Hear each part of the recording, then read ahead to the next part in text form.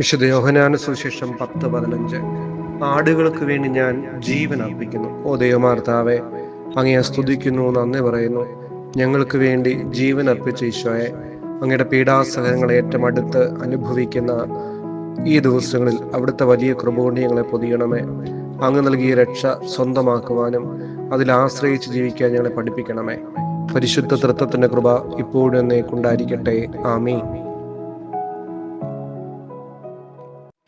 വിശുദ്ധ മത്തായിയുടെ സുവിശേഷം 24:21 എന്തെന്നാൽ, ലോകാരംഭം മുതൽ ഇന്നേ വരെ ഉണ്ടായിട്ടില്ലാത്ത, ഇനി ഉണ്ടാകാനിടയില്ലാത്ത ഉഗ്രപീഡനം അന്നുണ്ടാകും. ഉദയമാർത്താവെ, അങ്ങയുടെ രണ്ടാമത്തെ ആഗമനത്തിന് മുമ്പ് സംഭവിക്കാൻ പോകുന്ന ഈ ദുരിതങ്ങളെ ഓർത്ത് ഞങ്ങൾ പശ്ചാത്തപിക്കുന്നു.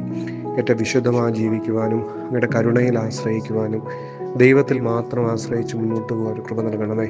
യുദ്ധങ്ങളും യുദ്ധ അന്തരീക്ഷങ്ങളും ഇല്ലാതാക്കണമേ. പരിശുദ്ധ തൃത്വത്തിൻ്റെ കൃപ ഇപ്പോഴും എന്നേക്കുണ്ടായിരിക്കട്ടെ. ആമീൻ.